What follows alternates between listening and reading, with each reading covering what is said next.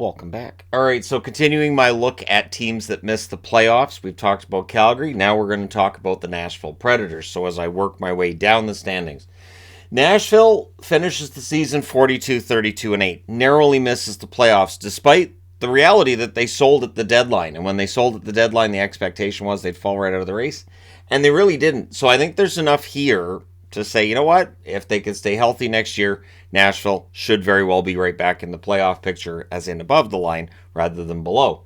Now, they won the opening 2 games of the season against San Jose overseas, come back over here, and lost 7 out of 8 after that. They were 1-6-1 during that stretch. And it is one of those things that we talk about a lot. If you have that tough start to the season, it is difficult to dig your way out. December 6th to 18th, they lost 6 in a row as well. They were 0-4-2, and as I said, their play actually kind of improved after the deadline. There are teams that I think when they look around the locker room after the deadline's done, they say, all right, so this is what we've got, and we're going to go out there and do our best, and they do.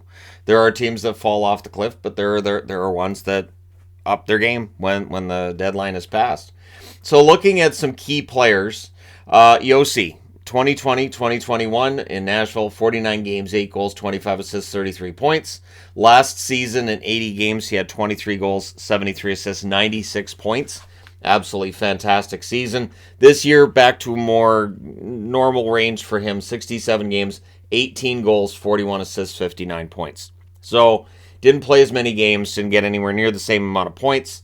Not the same kind of season for Yossi. And then with Duchesne, what's interesting is, this is of course right after the Calgary one I did, and I'm noticing a pattern here where guys last year had really good years and this year not as much, starting with Duchesne here. 34 games in 2020-2021, 6 goals, 7 assists there. The less said about that season, the better. 2021-2022, 78 games, 43 goals, 43 assists, 86 points last year for Nashville. This year in 71 games, 22 goals, 34 assists, 56 points. So his total's dropping off by 30 points this year. Then you got Forsberg. Didn't play a full season due to injury. 2020-2021 plays 39 games, 12 goals, 20 assists, 32 points. Last year, played 69 games, 42 goals, 42 assists, 84 points. Signs that big extension. Only played 50 games this year, 19 goals, 23 assists, 42 points. So Forsberg, a big drop in the number of games played, but he's missed a lot of games, so I think he's going to get that injury-prone tag if he doesn't have that already. Johansson, 48 games played in 2020-2021, 7 goals, 15 assists there. Last year, much better season, 26 goals, 37 assists, 63 points in 79 games. This year, just 55 games. Again, injuries taking him out. 12 goals, 16 assists, 28 points. So when you look just at Duchesne, Forsberg, Johansson, and the drops there, not even taking into account a bit of a drop-off there for Yossi as well, it's understandable this team had more struggles this year than they had last year. Novak was a really good story. I wanted to have him on the board. Last year in 27 games, he had a goal and 6 assists. This year, 61 games, 17 goals, 26 assists, 43 points. But as the season went along, Novak's game got better. Now, in part, the reason for this would be because you have injuries to big guys, and so it gives him a chance to move up the lineup.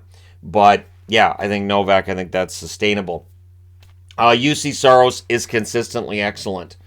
This is shown throughout here. So 2020-2021, 36 games, 21-11-1 record, 927 save percentage. Last year, they made the playoffs. He was 38-25-3 in 67 games, 918 save percentage. This year, 33-23-7 in 64 games, 919 save percentage for Saros. So his numbers have been remarkable. I also wanted to put Evangelista on the board because I really liked his play after coming up. 24 games, 7 goals, 8 assists, 15 points. So there's a lot of reason, if you're a Nashville fan, I think anyways, to be optimistic about this coming off season and what could happen next season. So the only UFAs on their roster I could find are Sanford and Borowiecki. Borowiecki, his career may very well be done. Sanford, we'll see who signs him for next year. On the restricted free agent side, you have Cody Glass. You have Asplund, who of course was acquired for very little from Buffalo.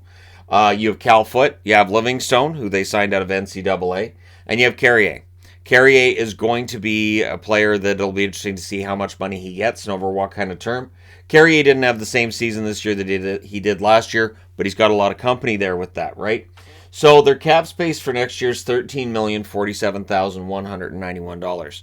So they do have some cap space here. They do have to sign some guys. I don't think Livingstone's getting a huge raise. Carrier is going to get a raise, but I don't think Foote, Asplund, Glass, big raises are there. And in Asplin's case, maybe they don't give him a qualifying offer. He goes as a UFA. It'll be interesting to see how many players that happens with. With the flat cap, there are going to be a lot of players who teams don't qualify yet again. So when we look at the contract situation for this team, it is interesting. Because again, they have $13 million in cap space. But they've got some guys signed to long-term deals. Duchesne's $8 million a year deal runs till 2026. Johansson's $8 million a year deal runs till 2025. Yossi's $9,590,000 average contract, $9.059 million, easier way to say it. 2028 for Yossi's contract, so another 5 years. McDonough's $6.75 million cap hit that came over, of course, from Tampa.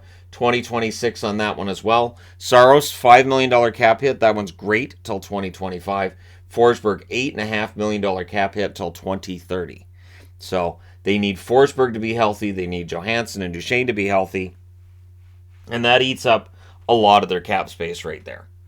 That is a ton of money that's being spent on those three guys. So healthy and performing well is important.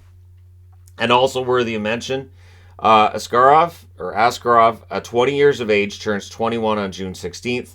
He was a number 11 pick in 2020. Lankinen signed next year as well, but does Askarov start pushing his way into the conversation next season?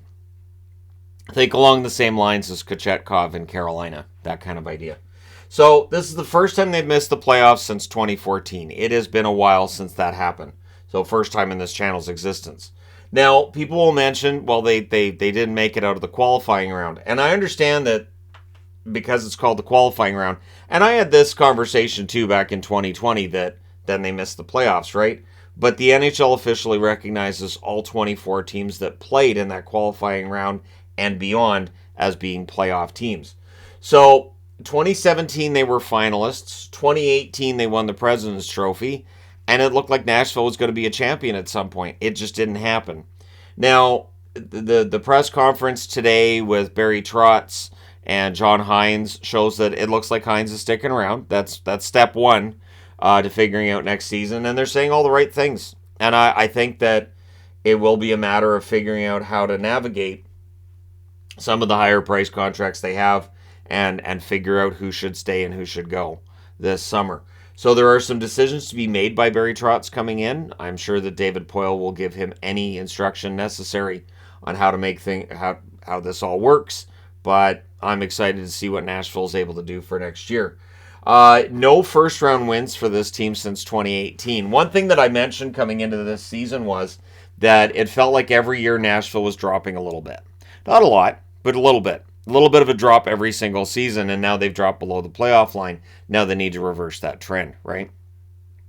So it's going to mean getting guys back towards where they were with those career years, right, last season, and figuring out a way to make sure that Saros stays healthy and rested, and that Lankinen's getting his share of starts there as well.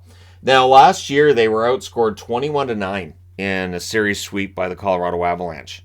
And it really felt like for Nashville, this team's got some holes and there's definitely some issues here. But they opted to keep things pretty close to the same going into this year. And now that they've missed the playoffs, I would say look for probably some bigger moves to be made here. So I wanted to highlight a few of the things they did at the deadline because I think these are really smart moves. And it's already bearing fruit. So for Granlund, who went to Pittsburgh, they got a 2023 second-round pick. Pittsburgh misses the playoffs. Granlund didn't look very good with Pittsburgh, and whether it's just a matter of the chemistry not being there, maybe it just takes him more time. But I would say that trade right now looks like a win for Nashville. They get Barry, they get Schaefer, and Reed Schaefer being considered a pretty decent prospect out of Edmonton. A 2023 first and a 2024 fourth for Ekholm. Now, Ekholm's been great for Edmonton. Oiler fans not worried about that at all. But that's a lot of assets for a player, and a lot that you can use either to parlay that for other assets at the draft, or during the summer, or you could just go out and draft some players and get some good young guys coming along into your system.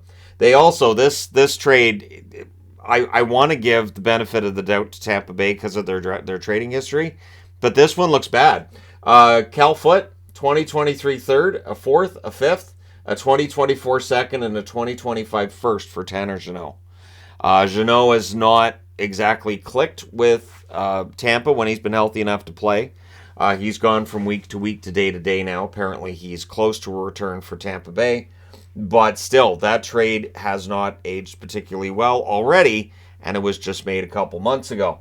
And they got a 2024 second-round pick for Niederreiter. Again, I think Jets fans probably happy with Nino's play. They get into the playoffs. But for Nashville, they get that contract off their roster. You've got other guys coming up. You've got other guys who are going to come back next year, and you get another second-round pick out of it. So Nashville got some good future assets at the deadline. And again, after the deadline, they played just as well, if not better, than they were playing before going into the deadline. Their power play is something they're going to need to work on fixing. Getting Forsberg back would help. 17.6% there. And when you look at the goals for and goals against for this team, they scored 2.72 goals per game. They allowed 2.88. So that's a major problem there, the scoring. And again, I've already highlighted how some guys who had career years last year, that production dropped off this year. So I accidentally brushed the board. I'm just going to go ahead and fix that. It's a little bit different color, but it's fine. It's fine. But anyways, Nashville is going to be an interesting one to watch this summer. I'd be interested to know your ideas as well. What do you think is going to happen with Nashville? Do they jump back into the playoffs next year, or do they need some retooling? And if they do, who goes? So let me know your thoughts in the comment section below as always. Don't forget to hit like and subscribe if you're browsing your way through. You just happened upon this video.